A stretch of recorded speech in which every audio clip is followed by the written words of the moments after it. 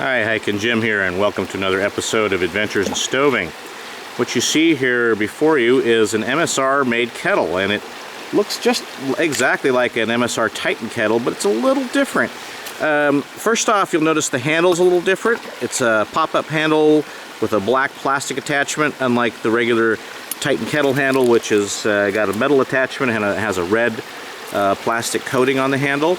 And also this one, if you look at it closely, you'll see it's a little bit bigger. It's a liter size, and it has volumetric markings on it.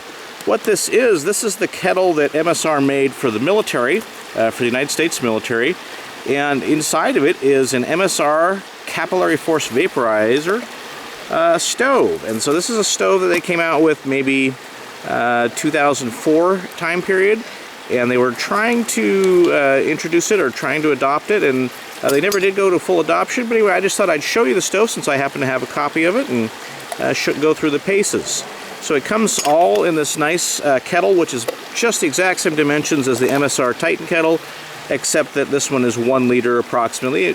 The markings go up to 1,000 milliliters, so maybe it's nominally 1,100 or 1,200, but really the working capacity is 1,000, and you'd be pressed hard to do that because you'd be boiling over pretty easily.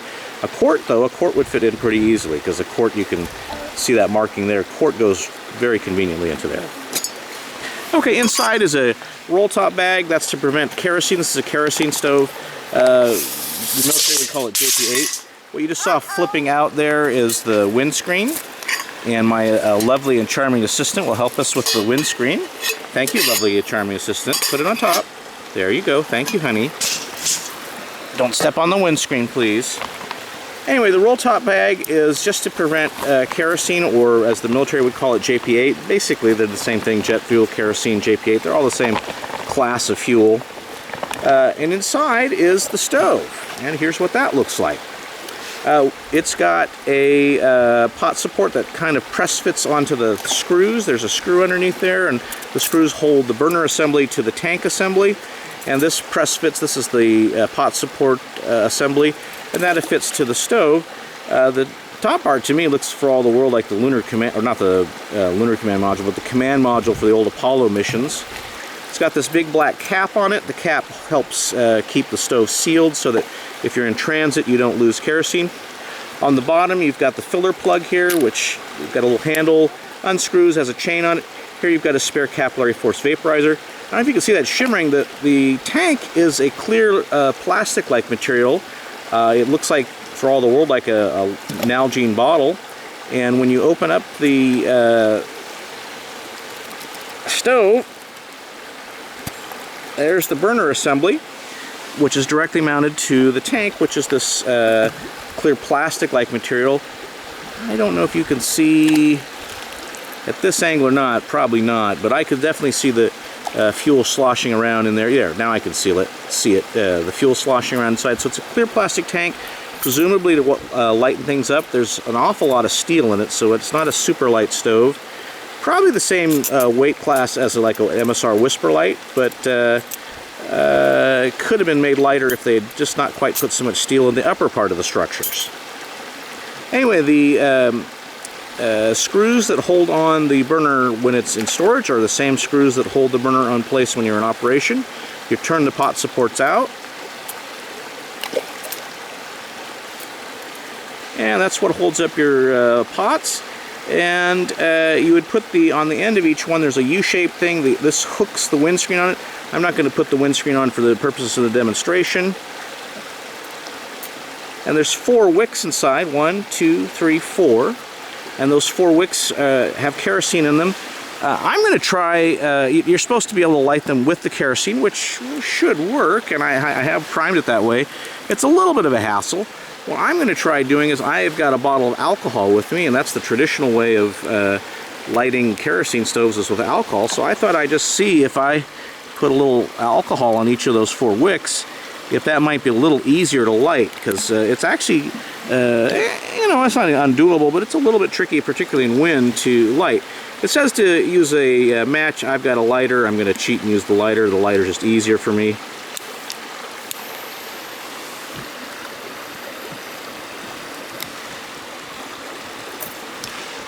So I've gone ahead and lit the stove. Go ahead and watch and listen. I don't know if you can hear it. I'm next to a creek, so it may be a little hard to hear the actual stove as it gets going.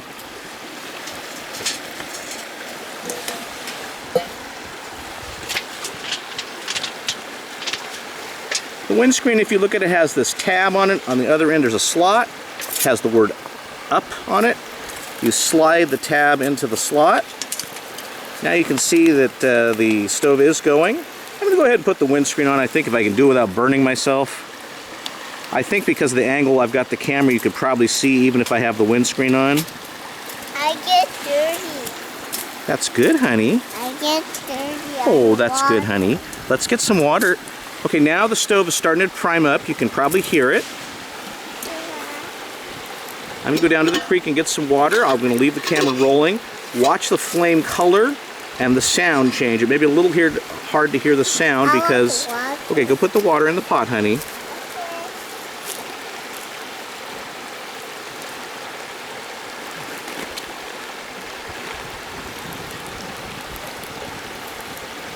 I put the water in. Good, honey. Bring it here. My assistant has brought us some water, which is a good thing. Oh, she actually got about enough, too. There's the pot, full of water.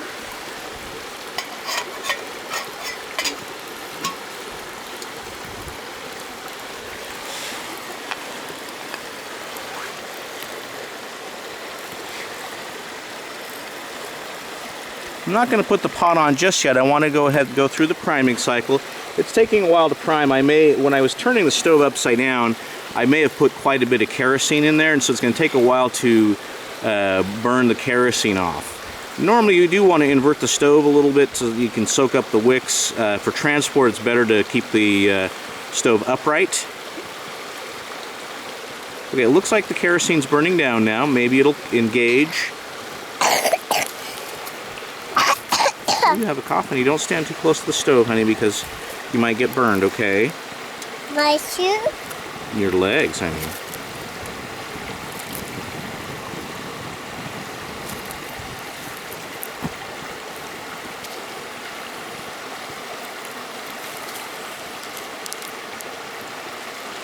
What has to happen is the stove has to get hot enough for the capillary force vaporizer to kick in. Once the capillary force vaporizer, there, I think it's starting to kick in. The flame quality is changing. It's getting more powerful.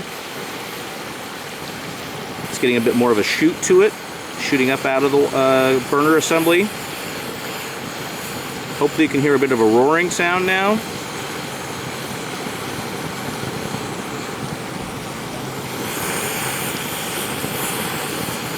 The bottom of the flame is turning blue. I don't know if you can see that on the monitor or not.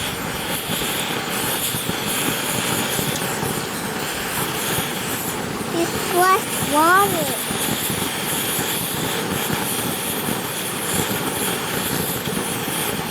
Focus a little bit better. Now the flame at the base is all blue. There's still a little yellow in the tips.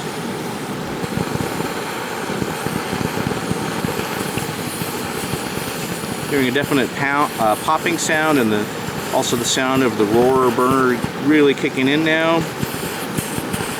There's a heat differential it has to build up, and when the burner gets hot but the tank stays cold, the capillary force vaporizer has a wicking action, and as it wicks kerosene out of the tank, it vaporizes that kerosene, and then the vaporized kerosene is what burns. Okay, so that's about a normal flame there. There's still a little bit of yellow in there. Hopefully that'll be no problem. My observation is that it works better if you keep the tank fairly full, and I did not refill the